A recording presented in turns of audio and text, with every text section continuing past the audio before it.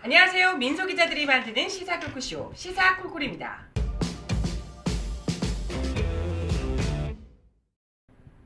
저는 진행을 맡은 정혜림입니다. 안녕하세요. 곰곰이입니다. 안녕하세요. 시사콜콜의 이슈잡부 조한무입니다. 안녕하세요. 강경훈입니다. 경제부 홍미철입니다. 네, 오늘 오랜만에 스튜디오가 이렇게 가득 찬 채 5명이 다 출연을 해서 방송을 진행해 보겠습니다. 오늘 홍민철 기자가 또 오랜만에 들어가기 전에 그 얘기 좀 해야 될 것 같아요. 홍민철 기자의 개인 방송이 시사콜콜 따위는 비교도 되지 않을 만큼 엄청난 시청률을 또 기록을 해주셔가지고 축하드린다는 말씀을 드리며 예, 제가 이 자리에서 공식적으로 말씀드리지만 그거 네. 제가 한 건 한 20% 정도고요. 나머지 다 여기 있는 분들이 하신 거니까 개인 아유. 방송이라는 말은 말아주시고 아. 많이 봐주셔서 감사합니다. 겸손하기까지. 그러니까 2편, 3편 이렇게 계속 기대를 해보도록 하겠습니다. 열심히 하겠습니다. 네네. 오늘 그랬던 그 이슈메이커 우리 홍민철 기자께서 재미있는 경제 뉴스를 또 진행해 주실 텐데요. 그렇죠. 늘 재미있는 경제 뉴스입니다. 네. 오늘은 전세 사기 피해자들에 대한 이야기를 좀 해주신다고요? 심지어 전세 사기 피해자 얘기까지 재밌다는 거. 이거 재밌으면 안 되는 거 아닌가? 아무튼 네. 희망적이니까 그렇죠. 그렇군요. 마지막에 어쨌건 희망적이에요. 재밌을 수 있죠. 어떤 이야기인가요? 그랬으면 하는 마음으로 네. 한번 시작을 해보겠습니다. 이 전세 사기 피해가 사실 예전부터 있었는데 최근에 한 3년 전부터 좀 심각해졌죠. 이게 그 한국 사회가 그러면 이 전세 사기 피해자들을 제대로 돌보고 있냐. 그리고 그때 당시가 이제 윤석열 정부였는데 네. 그때 발표한 전세 사기 대책이 실효가 있냐. 그리고 더 나은 대안은 없냐까지 한번 오늘 방송에서 살펴보겠습니다. 네. 근데 사실 전세 제도는 우리나라에서는 워낙 뿌리 깊게 뿌리가 내려 있지만 원래 이거 자체가 문제가 많다 이런 이 비판들이 많이 있었거든요. 그리고 월세로 이제 좀 바꿔야 된다 우리도 이런 얘기들도 많지 않나요?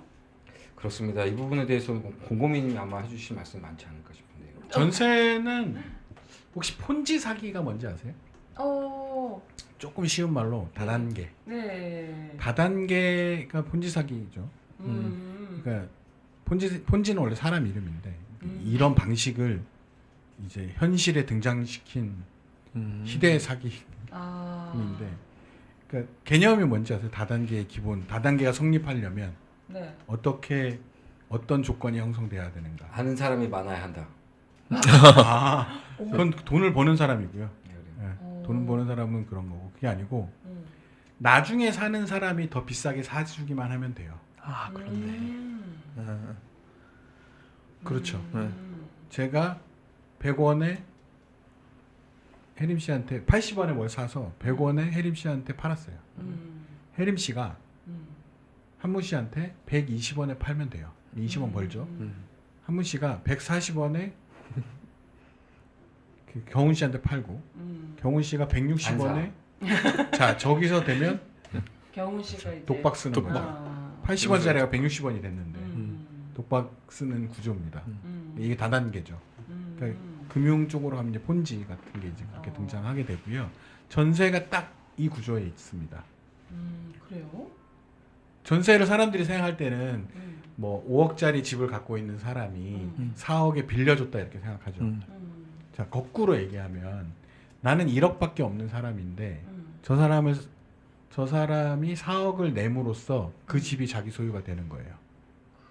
그렇죠. 그럼 이 사람은 자기 돈은 1억밖에 없죠. 자기가 5억을 주고 샀다고 생각하지만 5억을 주고 사서 4억을 전세를 내주고 4억을 은행에 넣고 있다면 그것은 문제가 되지 않아요. 근데 이 사람이 이 4억을 받아서 딴 데 써버렸어요. 예를 들어. 그럼 이 사람은 5억짜리 집을 갖고 있지만 4억의 빚을 지고 있는 거거든요. 그러면 이걸 유지하려면 어떻게 해야 돼요? 2년이 지났어. 다행히 연장을 하네. 세입자가.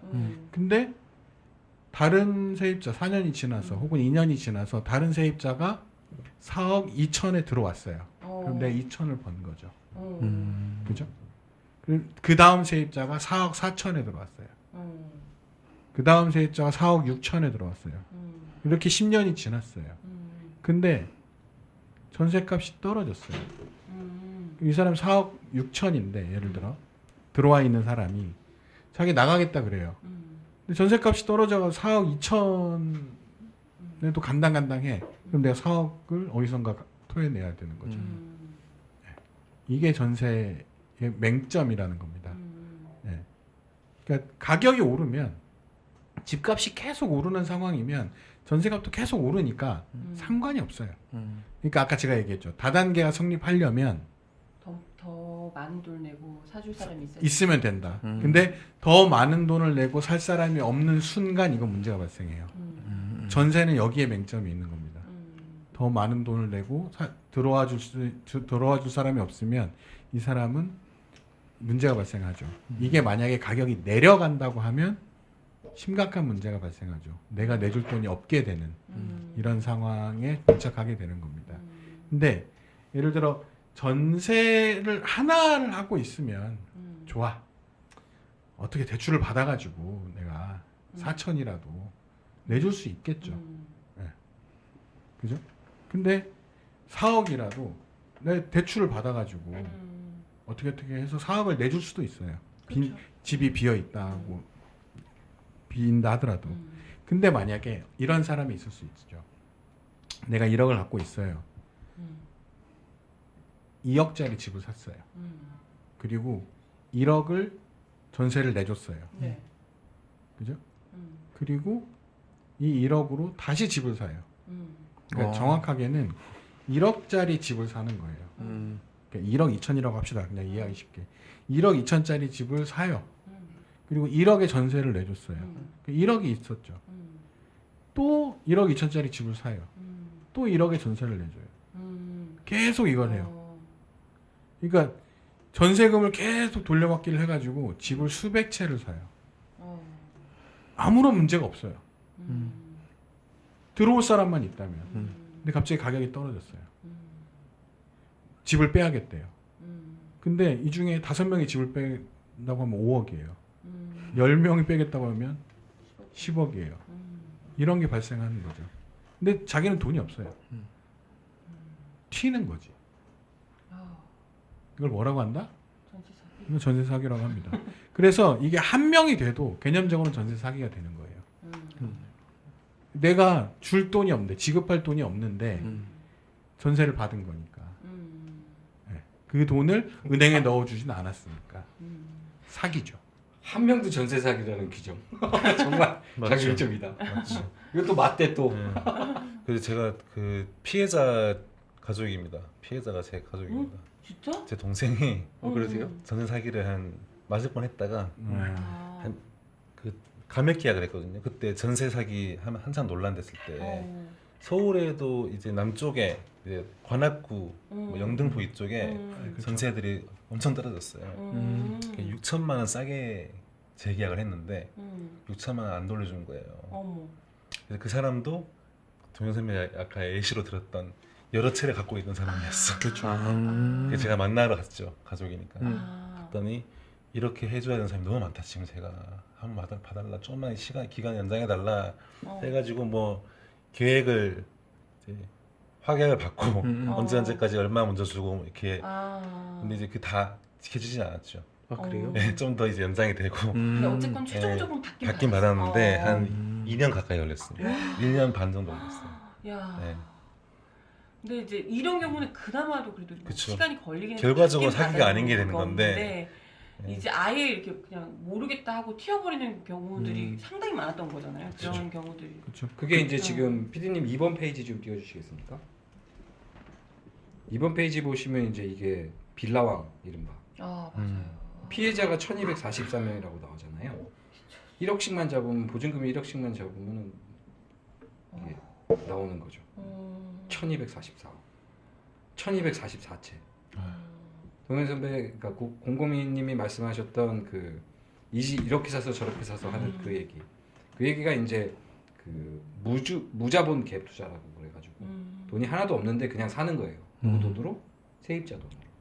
그렇게 해서 산 집이 1244채.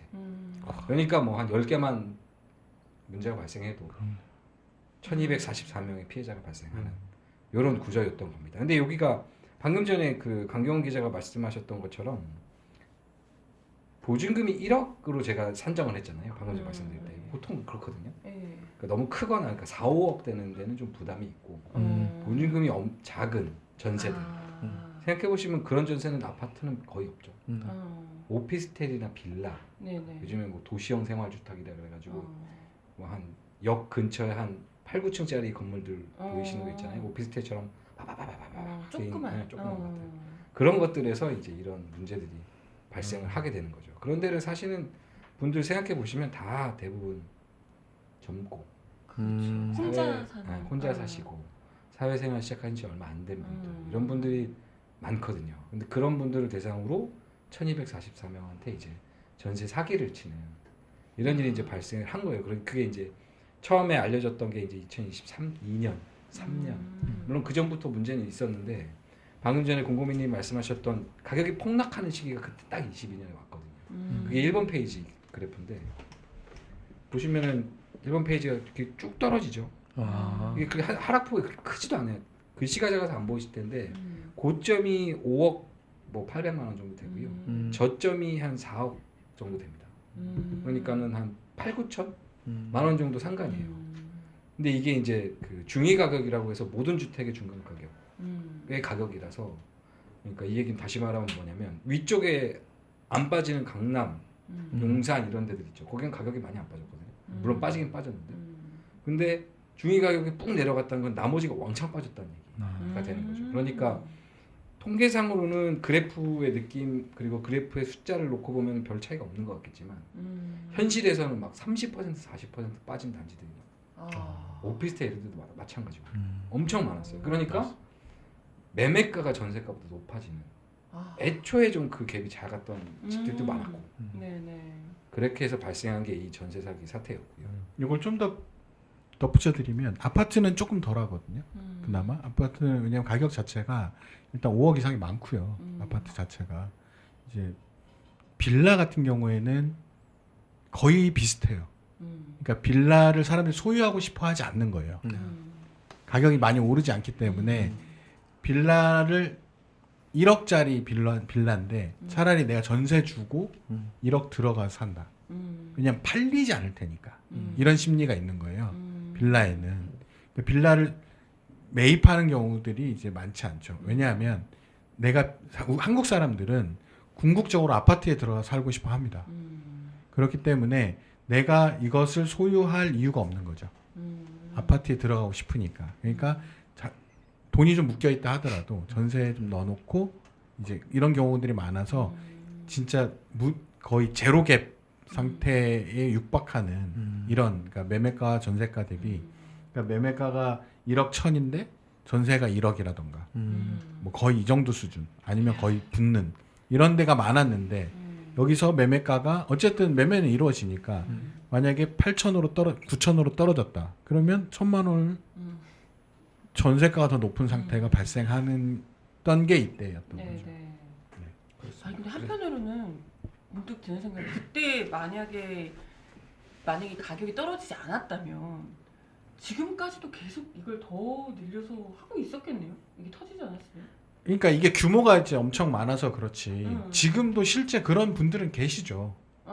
예를 들어 5채를 갖고 있는데 이 전세 보증금의 총액이 이 사람이 보유한 현금하고 비교를 하면 낮은 경우들이 대다수죠. 그러니까 아주 다주택자들인 경우에 한 주택 정도면 대출로 이게 커버가 돼요. 사실은 한 주택인 경우에 대출을 대신 받은 경우도 많습니다. 그러니까 집주인은 대출을 안 받았어. 근데 세입자가 대출을 받았죠. 10억짜리 집인데 대출이 4억이야. 근데 전세가가 5억이야. 근데 이 대출 4억은 누가 받았냐? 세입자가 받은 상태. 그렇죠. 네. 사실 이거는 집주인이 받을 수도 있었던 거잖아요. 4억을. 그러니까 이런 개념, 그 사람한테 월세를 받을 수도 있었던 건데, 그러니까 전체 10억 중에 대출이 4억인데 그 4억이 세입자인 경우들도 있죠. 많죠. 전세 대출 받는. 네. 그러면 이 사람이 토해낼 게 없는 거죠. 네. 개념적으로 별로 없어도 되는 거죠.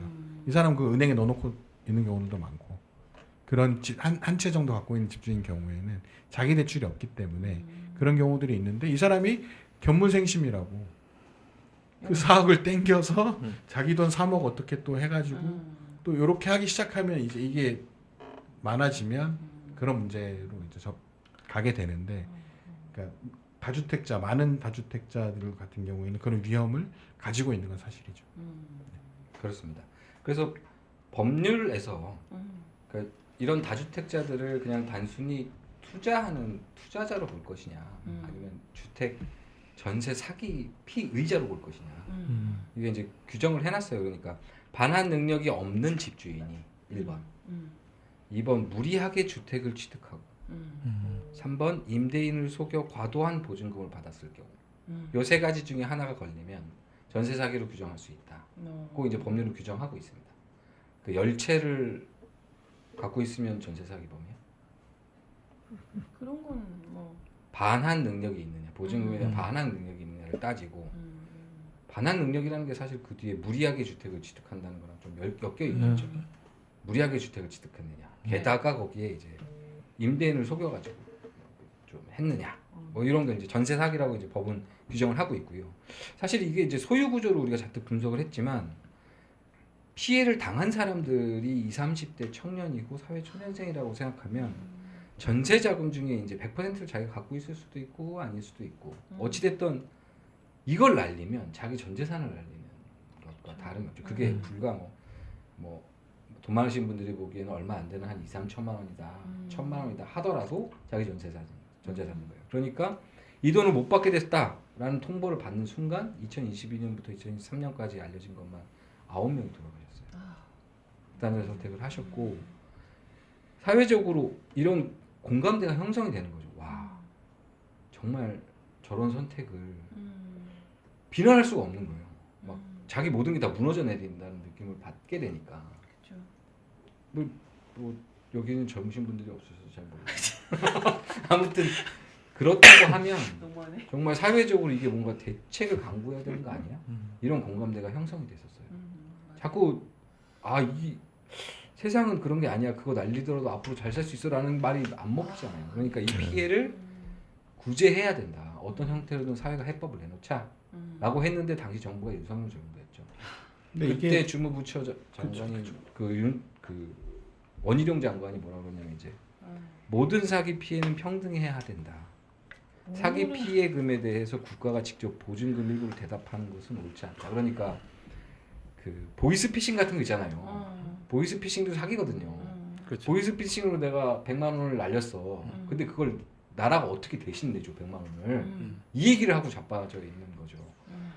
전세 보증금이라는 게 어떤 의미인지를 알면서도 모르는 척하는 거라고 생각하는데 어찌됐든 원희룡 국토부 당시 장관은 이런 얘기를 하고요. 그 다음 국토부 장관이었던 박상우 이런 양반은 이제 피해자를 비난하기 시작합니다.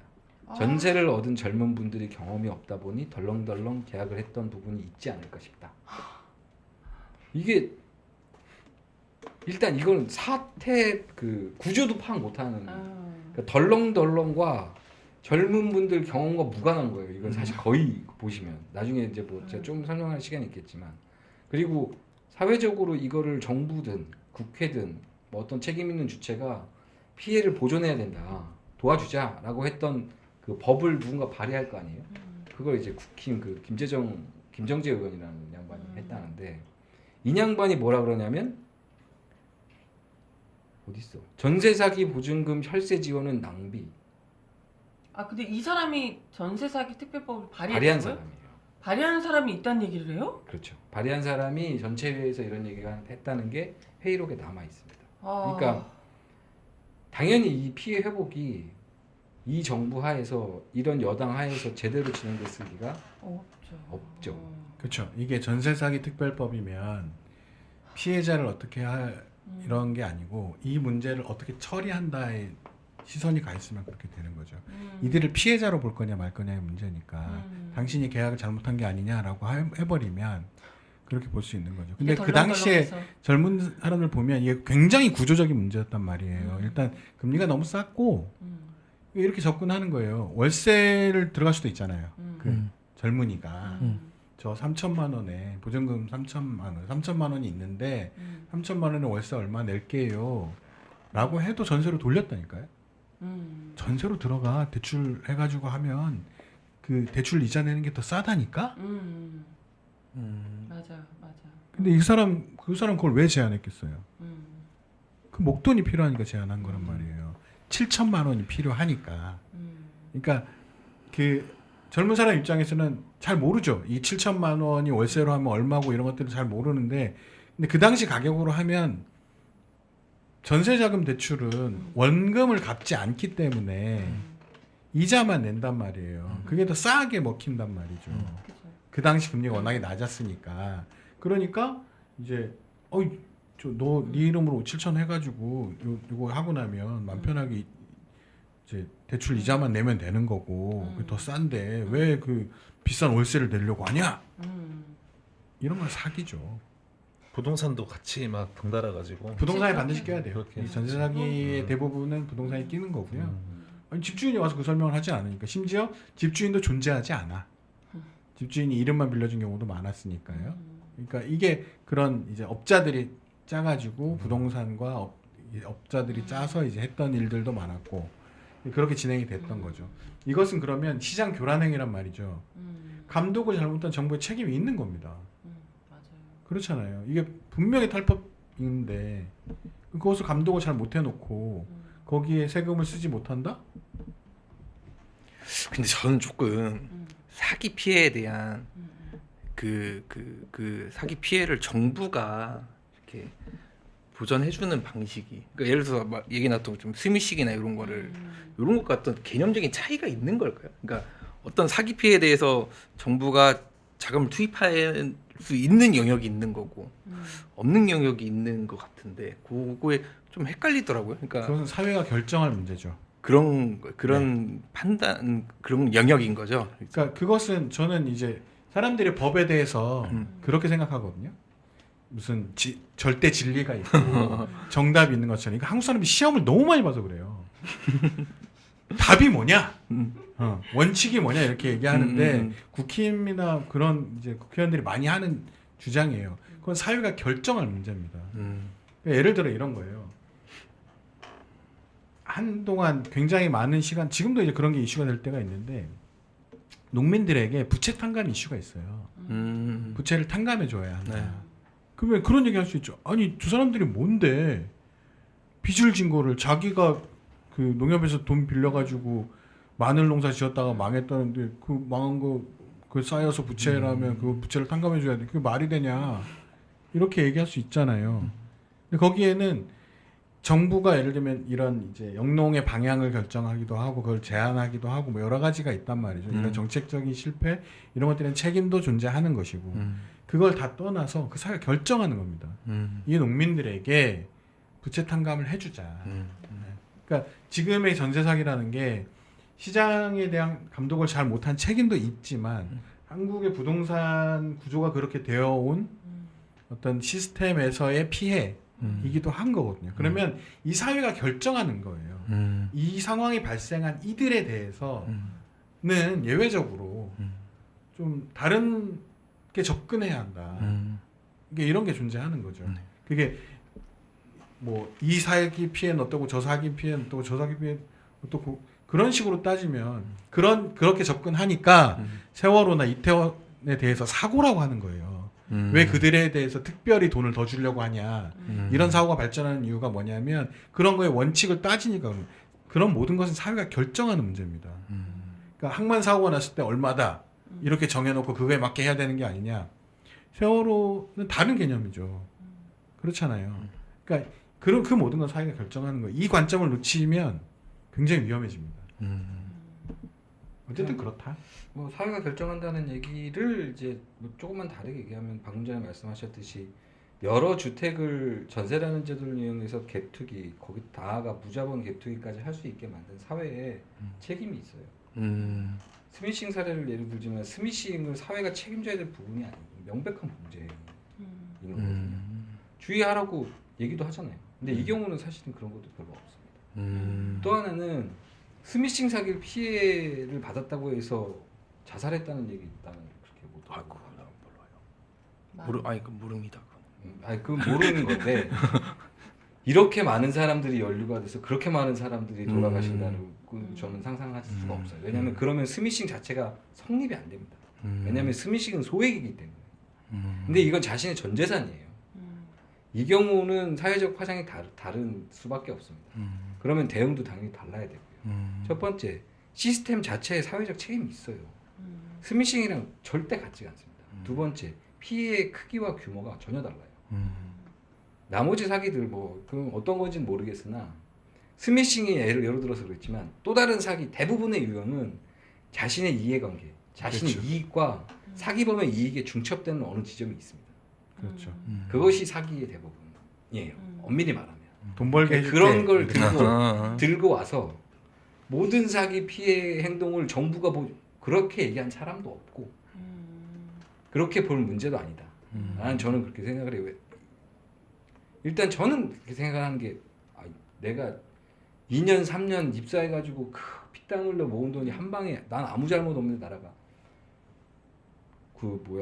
덜렁덜렁 젊은이들이 아니 범죄를 어떻게 했는지 뻔히 알면서 이게 잠깐 설명드리면 일단 업자가 하나의 빌라를 고가에 매입을 해요.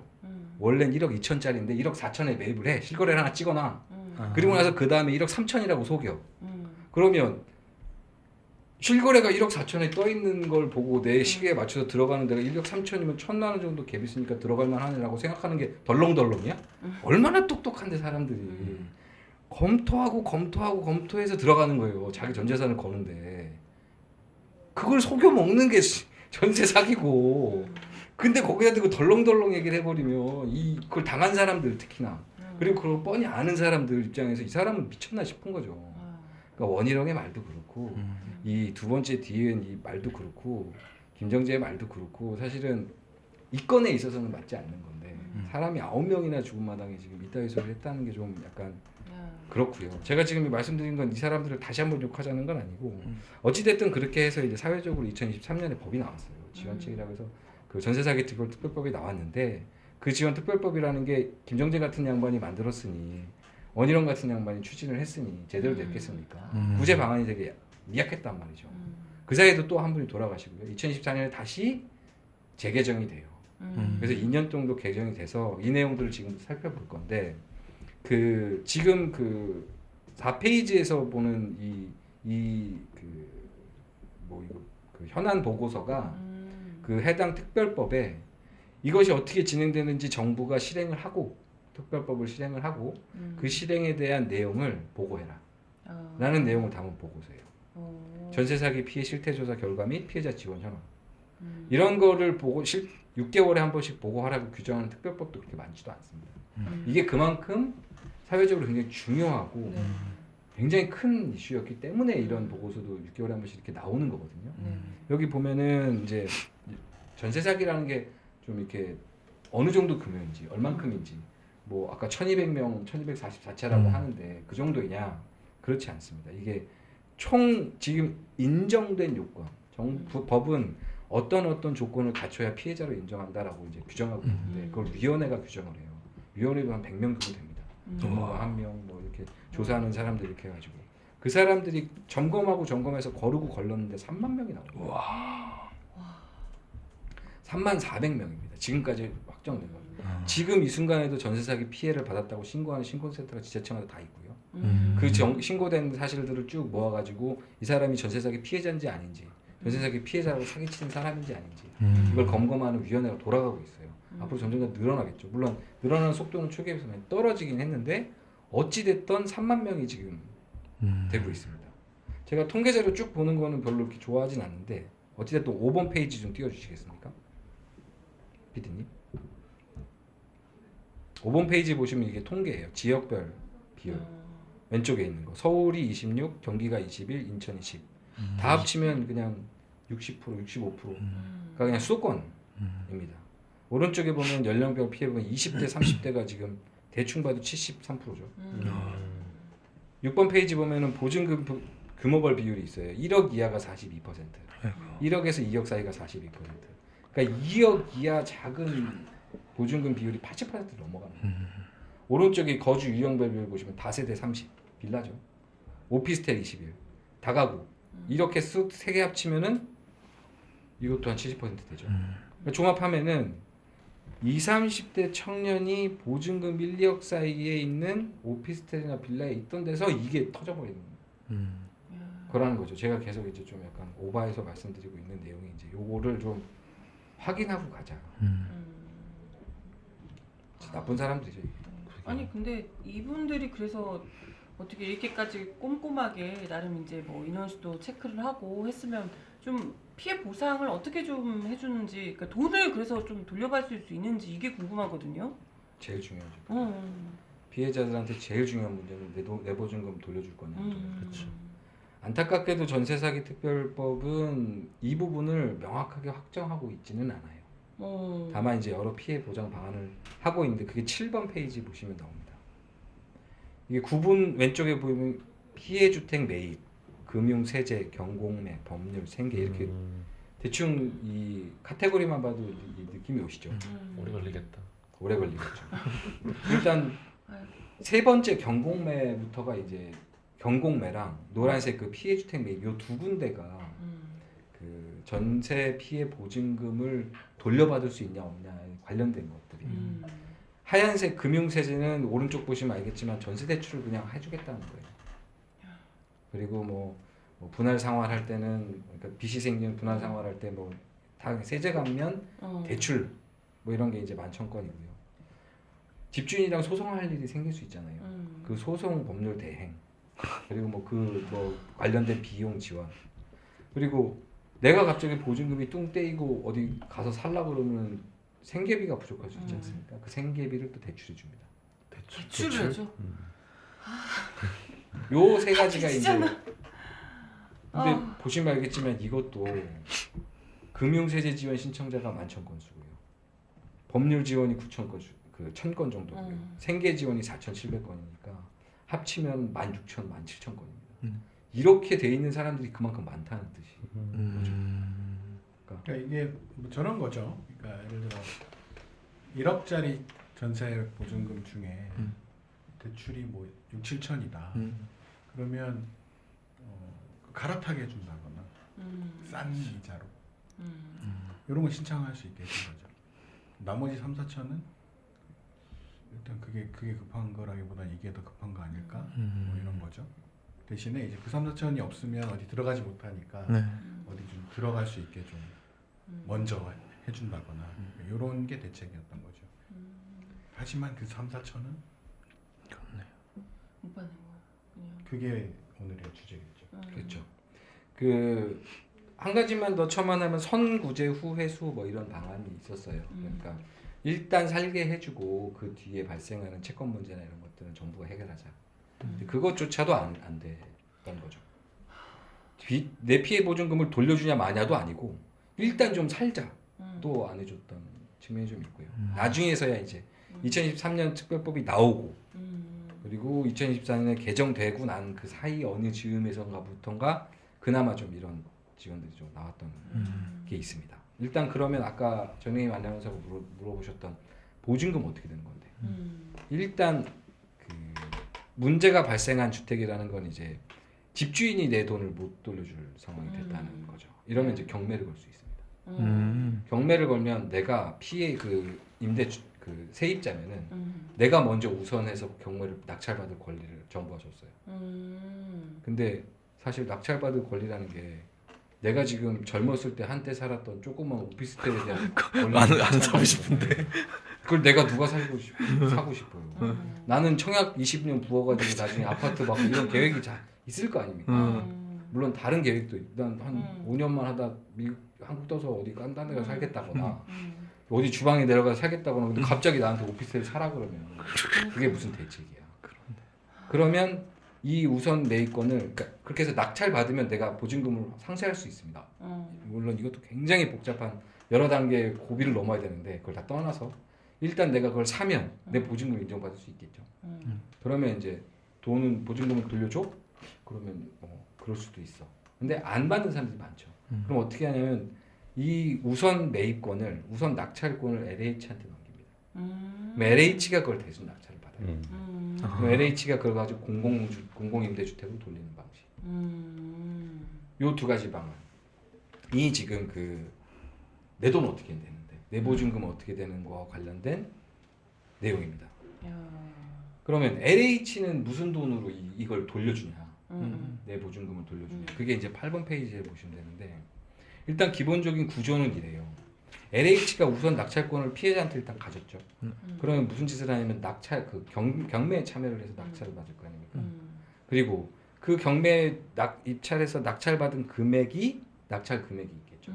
근데 이 주택이 시세가 얼마냐는 건 또 별개의 문제잖아요. LH는 자기가 그게 무슨 피해자한테 받은 우선 낙찰권으로 낙찰을 받았든 아니면 그냥 둥둥둥둥 떠다니는 걸 복받아서 샀든 시세라는 게 있을 겁니다. 그걸 이제 감정가라고 보통 이제 얘기한다고 치면 감정가가 보통 1억 2천 정도 되는 오피스텔이다. 그럼 이게 경매로 나오면 어떻게 될까요? 당연히 좀 떨어지겠죠. 그러면 떨어지는 금액만큼의 차익이 발생할 거잖아요. 내 낙찰 금액과 시세 차이. 이 차이를 피해자한테 돌려주는 방식. 그게 이제 8번 페이지에 보시는 피해주택 경공매 LH 매입사입니다.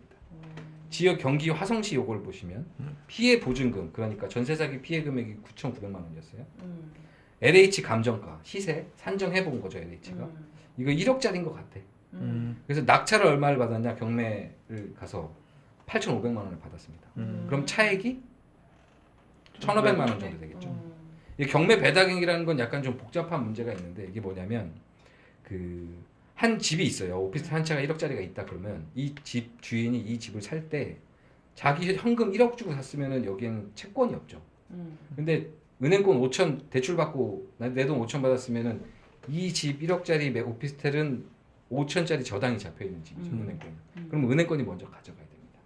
근데 1억짜리 이 오피스텔에 내가 1억의 보증금을 내고 전세에 살고 있었잖아요. 그러면 최소 은행권이 다 못 가져가. 최소한 줘야 되는 금액은 있어요. 그걸 이제 그 최우선 변제권이라고 해요. 그러니까 세입자를 최소한은 보장해야 되겠다라는 제도의 취지인 거죠. 그 최우선 변제권이 낙찰되는 그 경매 다 재판에서 하는 거니까 그때 최우선 변제권을 줘요. 그때 나온 경매 배당이 그 최우선 변제권에 대한 내용입니다. 그러면 앞에 말한 낙찰가액이랑 LH 감정가 차이 1,500만 원이랑 그리고 그 경매 배당액을 합치면 피해 회복금은 5,800만 원이 되는 거죠. 그래서 피해 회복률이 원래 애초 피해 보증금 9,900만 원 대비 내가 받을 수 있는 피해 회복금 5,800만 원을 빼면 비율을 하면 한 59% 정도 나옵니다. 이 구조를 자세히 보시면은 피해 보증금 규모와 무관하게 LH가 감정한 금액, 그 시세가 얼마냐, 그 집 시세가 얼마냐, 시세 대비 얼마나 경매 과정에서 떨어졌냐, 이것이 내가 받을 수 있는 보증금 회복액을 결정하겠죠. 그러네요. 그죠? 요 아래쪽 게 이제 그런 개념인데 인천 미추홀구에 있는 이것도 오피스텔입니다. 피해자는 6,600만 원을 떼일 위기에 처했어요. LH가 감정해봤더니 1억 6천짜리네. 낙찰가액을 했더니 1억 2천이 나왔어요. 그리고 경매 배당액 아까 말씀드린 최소래 최우선 변제금 이게 2,700만 원이 나왔습니다. 그러니까 낙찰 차액이랑 최우선 변제금 합치면은 6,600만 원이 나와버렸어요. 이건 피해 회복률이 100%가 돼요. 요런 구조를 지금 돌리고 있다. 처음에 최우선 우선 낙찰권을 피해자한테 줘요. 그래 내가 그 낙찰을 받든가 그래서 파시든가 아니면 그걸 LH한테 넘기면 LH가 그걸 낙찰을 받아가지고 차액은 우리가 안 먹고 피해 보증금으로 돌려줄게.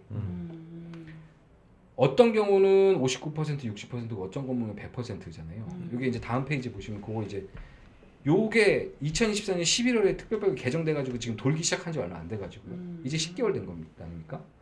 3만 원화 되는 집이 있는데 3만 400건이었잖아요. 그러니까 그 집이 있는데 그걸 어떤 걸 집집마다 다 어떤 건 채권 걸려 있고 어떤 건 뭐 세금 때문에 묶여 있고 어떤 건 뭐 사업 채권 걸려 있고 이런 게 다 엄청 많기 때문에 그런 것들을 다 지금 검토하고 있고 LH가 결국 79호가 지금 이게 완성이 된 거예요.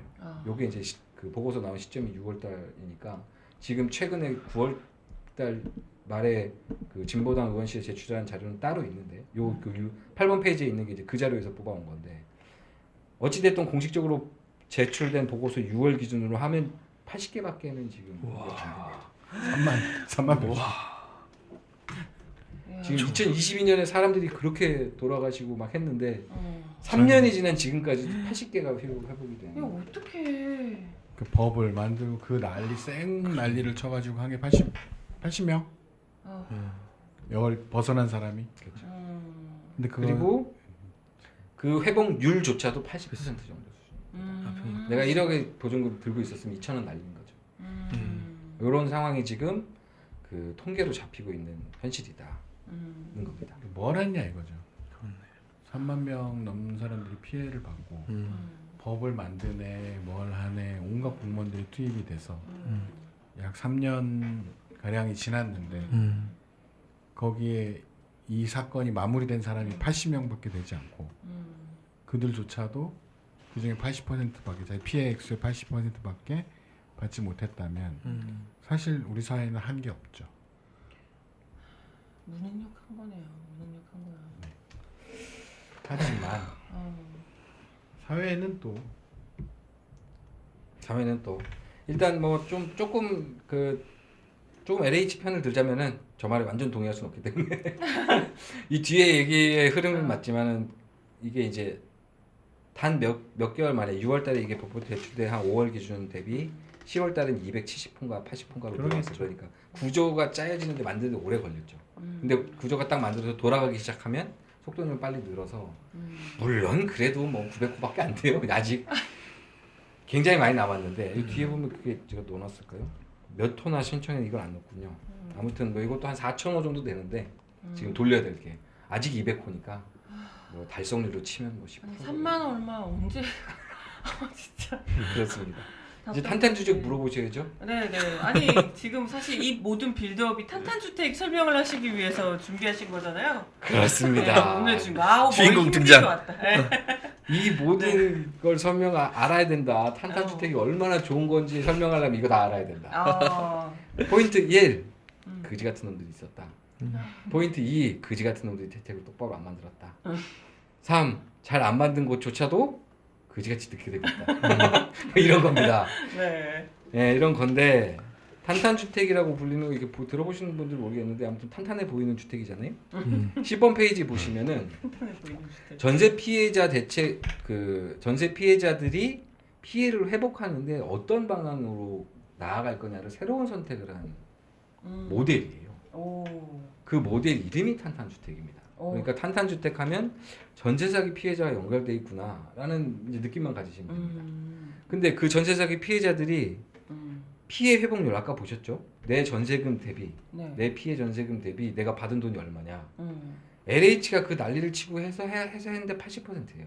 근데 탄탄주택은 93.5%. 오, 진짜 탄탄하네.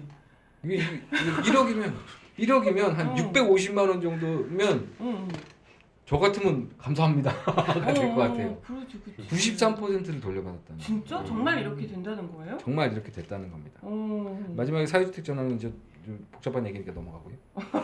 일단 탄탄주택 자체가 어디서 네. 언제 어떻게 된 거냐 요걸 좀 보시죠. 11번 페이지를 보시면 11번 페이지를 아직 볼 때가 아닌가? 뭐죠? 잘 모르겠다. 이게 어디서 진행이 됐냐? 탄탄주택이라는 게 그렇죠. 어디서 진행이 됐냐? 이게 이제 동탄, 네. 경기도 동탄입니다. 어. 이 동탄이 오피스텔 겁내 많아요. 여기 근처에 가보시면 아시겠지만 오피스텔 막 눈을 돌리면 다 오피스텔이고 그 1층에 다 이제 고깃집 있고 막 이런 그런 골목들이 엄청 많거든요. 젊음의 거리죠. 여기에 이제 그 유명한 건축왕 부부가 있습니다. 그러니까 건축왕이 뭐 이렇게 막 그냥 막 온갖 나쁜 짓들 다 해가지고 오피스텔 이거 몇 채더라? 한 200채인가? 200채를 그냥 막 사요. 근데 막 살 수밖에 없는 구조가 있습니다. 그게 이제 11번 페이지인데 이거 호갱노노 잘 아시는 앱들이겠죠. 다들 한 번씩들 들어가 보셨을 거잖아요. 그렇죠. 여기 이제 동탄이 오산동 우성 뭐 이름은 잘 모르셔도 되고 대부분 다 이래요.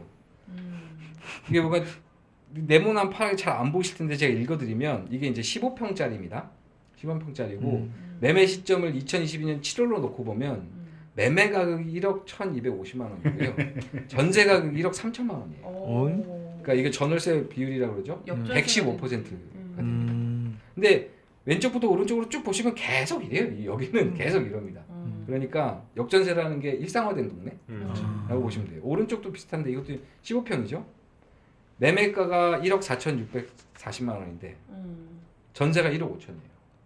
그러니까 100%를 다 넘어가는. 이 오른쪽에 있는 걸 보면 오른쪽에 보시면 지금은 갭이 더 벌어졌어요.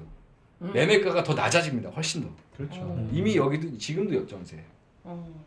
그러니까 이게 정상적인 상황은 아닌 상태에서 그냥 막 거의 막 명의만 가져오는 거지 그냥. 명의만 가져오는 그런 짓을 한 부부가 있었습니다. 268채예요. 엄청나다. 거의 뭐 제가 이 동네 한번 옛날에 취재 간 적이 있는데 뭐 사람들이 막 그래 안 사면 바보였지 뭐 당시에. 월세가 계속 나오고 전세는 계속 올라가고 내가 계속 내놓으면 수요가 여기 뭐 근처에 삼성전자부터 시작해서 막 엄청 많아요. 그러니까 젊은이들이 계속 몰려들고 그 협력업체 분들이긴 한데요. 어쨌든 다 여기 와가지고 그냥 사시니까 전세가 계속 올라갑니다. 그리고 공고민이 말씀하셨던 대로 2022년 전까지 금리가 엄청 났거든요. 막 1.5%, 1.7% 전세 주시가 엄청 났습니다. 정부에서 막 디딤돌 대출을 해갖고 막 줬어요. 청년 우대 막 1%로 줘 막. 그러니까 월세를 누가 사나 다 전세까지.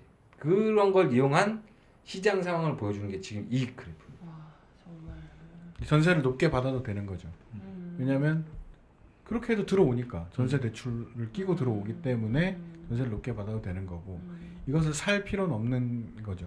사람들이. 젊은 사람이 여기 사야 될 이유는 없으니까 장사하는 사람들만 자기 돈 안 들이고 이거 샀던 거죠. 그 중에 일부는 또 월세로 돌리기도 하고 뭐 이렇게 했던 거죠. 네, 그렇습니다. 여기까지가 이제 동탄 시장 상황이었고요. 이 동탄에 있는 사기 피해자들 중에 21분이 새로운 선택을 했다. 그 선택의 구조는 뭐냐? 그게 12번 페이지입니다. 그 피해자들 21명이랑 사회주택 운동하시는 분들이 여기서 사회주택은 간단하게 말씀드리면 뭔가 공공도 아니고 민간도 아닌 애매한 중간 위치가 있습니다. 그러니까 공공이 하는 거는 되게 규격화돼 있고 굉장히 좀 딱딱하죠. 근데 민간이 하는 건 규격 딱딱 이런 게 문제가 아니라 비싸. 진짜 민간인들 다 지금 다 그렇게 살잖아요. 그 사이에 공공보다는 좀 유연하고 좀 다른 가치를 추구하고 민간보다는 임대료는 싸. 이런 거를 사회운동 성격으로 지금 추진하는 분들이 한국에 꽤 계십니다. 그분들이랑 네네. 전세 사기 피해자들이랑 이 시기가 중요한데 2022년도 이게 딱 터지고 이 사회 하시는 운동하시는 분들이 이 동탄 피해자들을 만나서 사회주택 방식으로 좀 해보는 게 어떻겠니? 라고 했어요. 그랬더니 이 사회주택 방식으로 해보겠니라고 했던 그 피해자들이 이분들 만나 뭐 하는 사람들이 사기고 또 다른 그러니까. 해요. 백보. 근데 어찌됐든 막 근데 그게 그 당시에 사기라고 느껴질 수 있을 만했어요. 그러니까. 왜냐면 이분들이 제시했던 게 뭐냐면 보증금을 다 돌려받아 보자. 야, 완전 사기 같아. 그렇죠. 내 1억을 내가 지금 그러니까 1억이라고 치면 어떤 사람 1억을 지금 잃어버리게 생겼는데 그 돈 다 돌려받아 봅시다. 뭐야? 그러면 이거 완전 사기지. 그렇게 이제 그런 어, 취급을 네. 받을 수밖에 없는 상황이죠. 야, 근데 그걸 어쨌든 신뢰하게 돼서 이거 어쨌든 성사가 된 거잖아요. 그렇다고 합니다. 그게 그게 어떻게 됐는지는 나중에 한번 들어봐야 될 것 같은데 어찌됐든 쉽지 않았을 것 같아요. 아니 근데 방식은 이렇게 됩니다. 어떻게 돌려받을 수 있는 거죠? 피해자들이 네. 협동조합을 만들어요. 기업으로 치면 뭐 기업을 만드는 거랑 비슷하다고 생각하시면 돼요. 일단 뭐 네네. 그 뭔가 협동조합, 협동조합 많이들 요즘에 아시죠? 이걸 구조를 설명. 신한도 협동조합이잖아요. 그렇죠. 네. 협동조합, 뭔가 주민이나 당사자가 음. 이 주체가 돼가지고 만든 결사체, 뭐 이런 걸 생각하시면 됩니다. 네네. 그 협동조합을 만들어요. 네. 그 협동조합이 피해 주택을 매입합니다. 조합 네, 명. 종합명의. 근데 사실 매입이라고는 하지만 2022년도입니다. 시계를 2022년도로 돌리셔야 돼요. 지금 이게 2022년 3년에도 있었던 일이니까 그냥 명의를 변경하면 됩니다. 왜냐하면 피해자가 이미 해당 주택 가격만큼 혹은 그거보다 더 많은 보증금을 갖고 있잖아요. 그러니까 내가 그 집을 그냥 갖고 오는 거예요. 4명이로. 물론 4명이는 아니고 조합의 조합. 명의. 음. 명의를 다 모아요. 그럼 이때 무슨 매직이 발생하냐면 나는 이 주택보다 더 높은 혹은 주택 가격과 비슷한 그 금액의 보증금을 들고 있었는데 이 집주인이 어찌됐든 못 주게 됐어. 그럼 이건 날리는 돈이거든. 근데 이 명의가 조합 명의로 갔어. 그럼 받을 수 있는 돈이 되는 거야. 그잖아. 조합이라는 거를 내가 내 명의로 들어가서 했지만 조합은 내가 나를 떼먹을 수는 없는 일이 아니야. 이 집주인 그 건축왕 그 오피스텔 사기 부부는 258채고 지금 뭐 징역 7년인가 받았어요. 이 사람들한테 받을 가능성이 없어. 돈도 없고 이 사람들은. 근데 이거 조합 명의로 이걸 딱 놔두는 순간 받을 수 있는 돈이 됩니다. 이 말을 해. 근데 그럼 너 같으면 믿겠냐? 나 전 세상이 당한 사람이. 조합은 무슨 돈으로 줬나요? 그렇죠. 이게 그게 바로 나오는 거죠. 2차 사기. 야, 협동조합은 무슨 돈이 있어? 라고 하니까 이제 이 사람들이 조단조단 설명한 구조가 이겁니다. 일단 1번은 뭐냐면 피해자들도 피해를 좀 감수해야 된다 이런 거예요. 그게 지금 내가 2년 전에, 그러니까 이건 2022년 얘기예요. 2020년에 2년 전에 매매 계약을 체결했을 거 아니에요. 오피스텔 1년 단위도 많이 하는데 그럼 2021년이라고 치고 2021년에 1억을 주고 내가 했어. 근데 지금 시세는 얼마야? 떨어졌겠죠 당연히. 이 난리가 났는데 전세 가격이 어떻게 올라가? 나 같아도 안 돼요. 그럼 9천만 원 정도 됐다고 쳐봐요. 네. 그러면 그 9천만 원에 일단 매매 계약을 다시 조합과 체결하는 거예요. 일단 그래야 될 거 아니에요. 이 집이 내 명의도 아니고 지금 임대주택은 쟤랑 맺어져 있는데 쟤는 저기 감옥 가 있고 그러면 조합이랑 임대주택이랑 조합이랑 나랑 맺어야 될 거 아니에요. 이때 시세를 반영합니다. 이때 시세 평균적으로 쭉 내봤더니 자기 그 보증금 대비 시세가 한 6.5%가 떨어져 있었다. 그럼 6.5%는 내가 감내하겠어. 라고 합의하는 거죠. 조합과. 그러면 나는 조합과 쌩쌩한 계약이 이제 새로 생기는 거예요. 6.5% 떨어진. 그 6.5%가 뭐냐? 탄탄의 성과 10페이지에 있는 93.7. 그 갭만큼. 그 갭만큼은 피해자도 감수하겠다. 이렇게. 감사합니다. 와가지고 보증금을 돌려준다 그랬는데 6.5%는 손해 본데 그럼 너 같으면 하겠냐? 2022년 당시에 안 합니다. 근데 안 한다고 다들 했겠죠. 근데 지금 입장에서 그런 거지. 당시에는 제가 앞에서 설명드린 LH 극복 방안 특별법이 없던 상황입니다. 특별법은 2023년도에 돼서야 만들어져요. 피해 복구가 실질화된 건 올해 들어서입니다. 이 사람들은 2022년도에 이걸 한 거예요. 이미 다 뭐 이제는 아예 날린다 이렇게 생각하는 다 상황인 날린다고 거죠. 그랬죠. 사람들이 죽어나가던 시점에. 그런 상황에서면 뭐라도 해보자 하셨겠네요. 그렇죠. 그렇게 한 다음에 이제 여기서부터 이제 얘기가 좀 복잡한데 그게 이제 13번 페이지로 넘어가는 과정이거든요. 일단 요 12번부터 마저 보시죠. 먼저 말씀드려야 될 건 그러면 그 돈을 이 피해자들이 투자한 그 협동조합이 이 피해자들의 보증금을 어떻게 돌려줄 건데 라는 답변은 뭐냐면 월세로 전환해서 월세로 장기적으로 돌려줄게요. 이렇게 얘기를 해요. 이 사람들은 전세 사기 피해 보증자인데 그걸 월세로 전환해서 월세를 받아가지고 장기적으로 피해를 복구하자. 이런 거였어요. 근데 전세에서 월세로 가란 얘기야? 월세로 해가지고 내 보증금 돌려준다고? 이렇게 하면 안 믿잖아요. 그러니까 반전세를 중간에 낍니다. 그래서 1억짜리 보증금이 있던 사람은 650만 원 시세 차익 감내하고 935만 원이 되고요. 아니 9,350만 원이 되고요. 9,350만 원의 절반 4,500만 원은 전세 보증금을 남기고요. 나머지 4,500만 원은 받아서 반전세로 가요. 그럼 이 사람들 입장에서는 내 돈 1억이 날라갈 판에서 4,500만 원이 들어오는 거죠. 그거 일단 준다는 거야? 그렇죠. 월세로? 근데 그 4,500만 원은 어디서 나냐는 거지. 한 번씩. 네. 4,500만 원 어디서 나냐? 빌려와요. 조합 명의로? 네. 조합 명의로 빌려옵니다. 여기서 이제 사회주택이라는 개념이 공익성이 드러나요. 요 13페이지 보시면 제가 말씀드린 월세 전환 기금 총액 18억 5천만 원 있죠. 이게 21명의 전세 보증금을 21명의 반전세로 바꾸는 데 들어가는 전세 보증금 반환 비용이 18억이었던 거죠. 18억을 어떻게 빌리냐? 아래쪽에 월세 전환 기금 세부 내역 있죠. 아래쪽에 보면 한국사회주택협회 4억 5천만 원. 가로 열고 옆에 보면은 익명 후원금 확보, 이자율 0%. 오. 야, 0%? 익명 후원금이라는 게 시민들이 전세 사기 한 사람들한테 기부를 하는 거죠. 그게 후원금 형태가 됐든 뭔지 정확하게 사실 저도 잘 모르겠는데 취재를 해봐야 되는데 어찌됐든 사회주택협회가 시민들한테 전세 사기 피해자들한테 지원을 할 명목으로 후원을 받았고 아이고 솔직히 저만 해도 그런 20대가 있으면 이제 없는 돈이라도 한 100만 원 10만 원 주고 싶은 마음인데 그런 마음들이 하나하나 모여가지고 무이자로 4억 5천 4억 5천이면 엄청난. 그러니까 그리고 자기네가 갖고 있던 원래 기금 이건 DH 기금 정확하게 뭔지 모르겠는데 아무튼 3.5% 정도 되는 기금을 자기네들이 받고 있었나 보죠. 근데 이거를 0% 그러니까 더 추가 이윤 받지 않고 조합으로 돌려준다는 거죠.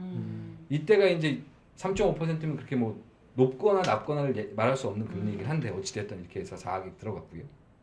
그리고 시민사회 펀드 뭐 연대 기금 뭐 이렇게 해갖고 또 1.4억을 또 보냅니다. 이 아래쪽이 이제 중요한데 동탄이 화성시예요. 네네. 화성시와 좀 어떻게 협의가 돼가지고 신협에서 이제 상생 협력 대출이라는 프로그램이 고정 3% 그리고 밑에 있는 일반 그 4.8% 정도 되는 이렇게 해서 쭉 모아가지고 말씀드린 전세 사기 피해자 절반의 반전세로 돌리는 금액을 주더라. 요런 구조. 야. 그러면 다시 이제 돌아가죠. 탄탄주택이 아직 돌아갈 때가 아니다. 아니. 그럼 나머지 45%는 어떻게 되느냐? 나머지 45%도 그 전월세 전환 기금으로 그 조합 명의로 대출을 땡겨가지고 그 돌려줬어요. 네네. 돌려줬는데 이 돌려준 그 사람이 17명. 그래서 17명은 완전히 엑시트를 했습니다. 그리고 4명은 아직도 그 집에서 살고 있어요. 제가 말씀드리다가 미처 말씀드리지 못한 내용이 있는데 뭐냐면 조합이란 건 기업의 주식을 사는 거랑 똑같거든요. 출자를 해야 돼요. 주식을 사야 그 회사가 될 거잖아요. 조합도 마찬가지예요. 여기 1,000만 원 정도의 출자금을 약정을 했습니다. 피해자들이. 근데 그 1,000만 원조차 다 가지고 가셨던 거예요. 지금은 이제 조합원에서도 탈퇴를 하시고 이제 당연히 이 구조에서 나한테 생긴 선택권은 내가 앞으로 꿈꾸던 계획대로 갈 수 있는 권리잖아요. 그래서 이제 17분은 다른 지역을 이주를 하셨다고 하고요. 4분은 지금 뭐 그럼 계속 괜찮으니까 거기 살고 계시는 거잖아요, 어쨌건. 그렇죠. 심지어 그 월세도 시세보다 싸요. 원래 사회주택의 정신이 그렇게. 아니 그럼 진짜 뭐 그때 당시에는 또 사기꾼들 아니야 했겠지만 지금은 뭐 이분들 너무 정말 생명의 은인 같은 느낌이실 것 같아요. 그게 이제 도와주시는 14번 페이지에 분들. 있는 내용인데 이게 글씨가 잘 안 보이실 텐데 제가 하나 읽어드리면 탄탄 덕에 다시 일어설 수 있었고 과정에서 노력해 주신 이사님들과 조합 구성원분들의 노고를 평생 잊지 못할 것 같습니다. 한 번 더 누군가를 믿을 수 있고 누군가와 함께 살아갈 수 있다는 것을 알려주셔서 감사합니다. 세상에. 뭐 이게 이제 이런 반응들이 이제 나오는 거죠. 그러니까 이분들 제가 봤을 때 제3자 입장에서 봤을 때 이분들은 93.5% 굉장히 중요한데 이 93.5%를 꾸려나가 받을 수 있다는 희망을 품게 된 시점이 2022년, 2023년이라는 것도 굉장히 중요한 것 같거든요. 그러니까 이때 이 사회주택, 탄탄주택이 아닌 다른 피해자 29,000명, 29,978명이나 이렇게 돼야 되겠죠. 이분들은 어떻게 해야 될지 몰라서 계속 멘붕. 이거 아마 뭐 취재해 보시는 분들 다 아시겠지만은 주변에 돈 빌려도 다 그럽니다. 당장 내 이제 그 임대 보증 만료 다가오고 뭐 다른 사람 들어온다는 사람도 있고 막 난리가 나요. 여관에서 살고 막 그럼 출근해서 일이 제대로 되겠습니까? 막 멘붕 오고 막 눈이 시뻘개져가지고 기자회견 나오시는 분들이 수두룩 빽빽이었던 시점에 이분들은 이미 반전세로 돌리고 자기 생활을 해서 최근에는 93%를 17명이 다 가져간 상황이 된 거죠. 어쨌든 그러면 자기는 월세를 내고 살긴 살거죠. 그러면 이 모델이 얼마나 좋지 않나? 남한테는? 아니 근데 이거를 지금 뭐 다른데 경기도가 아예 정책화한다 이런 얘기도 있던데요? 예, 정책한다는 기사가 나왔더라고요. 그러니까 이게 어. 정책화를 어떻게 할지는 저도 잘 고민이 좀 돼요. 왜냐하면 그 한무 씨가 정확하게 짚으셨던 것처럼 이거의 핵심 구조는 월세 대비 이자가 낮아야 된다는 전제 조건이거든요. 그러면 이자가 낮은 대출이 시중에는 별로 없죠. 그러면 공공적인 성격의 자금이 여기 들어가야 된다는 전제 조건이 있습니다. 아마 경기도에서는 그 공공자금을 투입할 수 있는 제도도 뒷받침, 혹은 조건 형성, 뭐 이런 것들을 지금 하고 있지 않을까 싶어요. 사회적으로 놓고 보면 공공자금이 투여되는 것이 맞냐 안 맞냐 이런 논쟁이 있을 수 있는데 만약에 이렇게 투여된 공공자금이 주변 시세보다 임대료를 어느 정도 해야 된다는 규정을 달고 들어간다면 전 들어가도 된다고 생각하거든요. 이미 이분들은 한 90% 정도 수준밖에 안 돼요. 이분들이 지금 갖고 있는 그 탄탄주택은 엄밀히 말하면 사회주택도 아니에요. 사회주택이라는 정체성을 가진 분들이 그냥 임대를 하고 있는 거예요. 이게 물론 법제화는 아직 사회주택이 안 돼 있기 때문에 시행령에도 없고요. 그냥 사회적으로 합의만 되어 있는 상태입니다. 근데 어쨌든 이분들이 시세보다 많이 받을 리는 나는 없다고 보거든요. 그렇죠. 무조건 그 아래로 받게 되어 있어요. 지금 그래서 사회주택에서 아마 이 탄탄주택 운영하는 자금으로 뭐 여기 그 발표 자료에 넣는지 모르겠는데 60만 원씩 그 기금이 들어가고 있대요. 인건비도 안 돼, 뭐 또 안 돼. 그러니까 적자를 60만 원씩 보고 있는 거죠. 그러니까 17분은 내보내고 새로운 반전세를 받아가지고 지금 임대를 받고 있는데 그게 이자 내고 인건비가 안 나오는 거죠. 그러니까 이제 그 사회주택 협회 차원에서 이제 돈이 더 들어가고 있다라고 알고 있는데 그걸 극복할 수 있고 그러니까 그걸 극복할 수 있도록 어떤 경기도 차원에서 공공자금 들어올 수 있는 혹은 중앙정부 차원에서 공공자금 들어올 수 있는 어떤 루트든 그게 제도가 됐든 아니면 뭐 무슨 어떤 조건들이 있겠죠. 네. 그 조건들을 만드는 것이 있지 않을까 싶고요. 그리고 그 조건과 수익 구조 이런 것과 무관하게 그리고 그것이 확산되느냐 마느냐와 무관하게 굉장히 위기 상황에서 이런 탄탄주택이라는 어떤 피해자들이 굉장히 그 안심할 수 있는 조건을 일찍 만들어. 그러니까요. 그리고 그것을 93.5%라는 성과로 실제로 끌어낸 뭐 이런 것으로 평가할 만한 것이 아닌가. 근데 이제 정부 뭐 국회 이런 데서 다 못하는 걸 지금 해낸 거잖아요. 탄탄주택이. 그렇죠. 그게 너무 대단한 것 같고. 맞습니다. 근데 이분들이 지금 21분밖에 안 된다는 것이 빨리. 네, 뭐 좀- 그거는 여러 가지 조건들도 이제 작용을 해요. 그러니까 이분들이 이걸 할 수 있는 여러 가지 조건들이 있거든요. 은행이 이제 선순위가 누구냐 이런 것들도 되게 중요한 조건이었고 뭐 여러 가지 허들들이 좀 있긴 하지만 어쨌든 제가 볼 때 핵심은 그러니까 이것이 컨트롤 CV 할 수 있는 모델이냐라고 한다면 그러진 않을 거예요. 근데 굉장히 중요한 건 두 가지 측면이 있는데 하나는 활동가라는 겁니다. 그러니까 이것을 아무 일도 안 해도 되는 사람들이거든요. 왜냐면 그건 정부의 책임이니까. 맞아요. 정부가 시민사회 활동가들 중에서도 정부가 책임져라라고 기자회견 같이 하고 뭐 이런 사람도 존재하지만 사회주택을 하는 분들의 이 부분에서 빛났던 것은 내가 가서 저 분들을 돕겠다라는 걸 한 거예요. 그리고 우리 단체가 가지고 있는 기금의 여력이나 우선순위를 좀 돌려서 우리가 좋은 주택, 좋은 이제 소유 모델, 주택의 소유 모델들을 만들어가는 운동을 하고 있지만 일단 피해를 좀 구제해보자라는 결정을 내리고 이런 걸 하신 거죠. 예. 그런 활동가들이 많아져야 된다는 거예요. 그러니까 사회가 복잡해지면 여러 가지 문제가 발생하고 사회가 복잡해지면 복잡해질수록 여러 가지 소유 형태들이 또 등장하거든요. 이런 것들을 채워가는 사람들이에요. 그러니까 이제 이게 한국에서는 정말 아까 얘기한 대로 원칙이 뭐냐 이런 거 굉장히 좋아하거든요. 그러니까 소유가 누구냐. 그러니까 사회주택이 등장하게 된 중요한 이유 중에 하나는 나는 집을 소유할 생각이 없어. 근데 대신에 내가 좀 원하는 집을 갖고 싶어.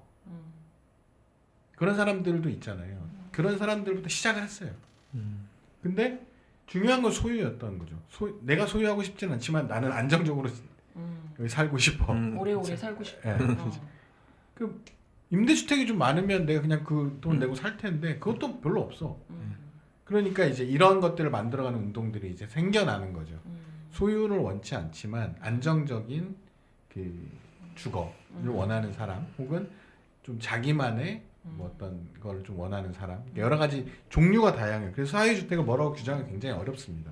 종류가, 그러니까 소유만을 공동으로 하는 경우도 있고, 막 층별로 다른 집을 짓는 사람들도 있고, 그런 종류도 있고, 어떤 걸 정해놓고 말 그대로 이제 좀 저렴하지만 안정적인 이런 걸 원하는 니즈에 좀 맞는 그런 것들도 존재해요. 중요한 건 여기에 들어간 사람들도 그 여러 가지 활동들을 하는 사람들이에요.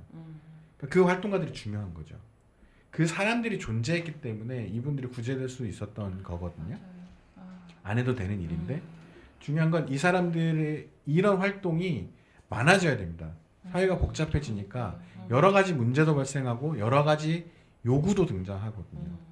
그러니까 그런 것들을 채워줄 수 있는, 모든 걸 공무원이 할 수 있는 게 아니에요. 사회가 복잡하면.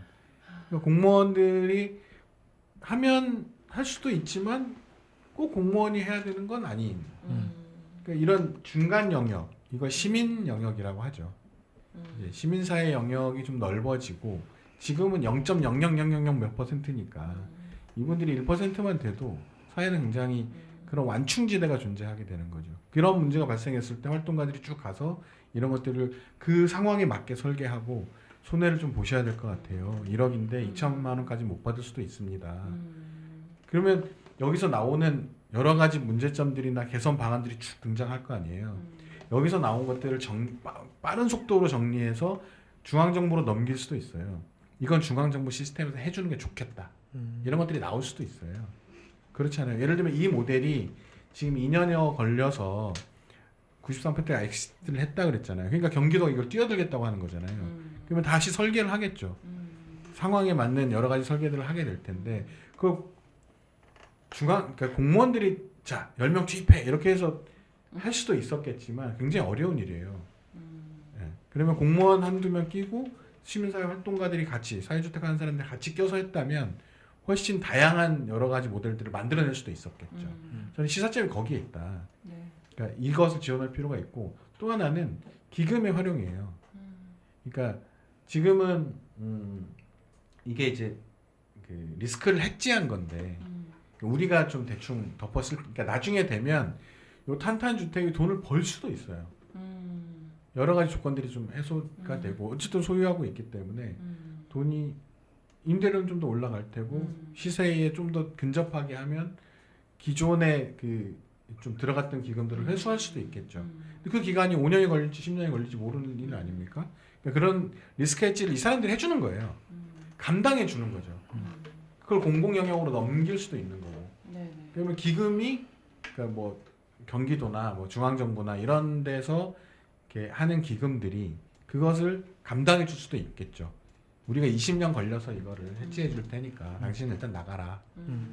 이게 원래 공공의 영역인데 그것을 잘 설계할 수 있도록 하고 그것을 가능한 어떤 모델로 하면 가능하겠다라는 것, 이런 전문가들이 늘어날수록 이제 공공의 역할도 좀 잘 할 수 있게 되지 않을까.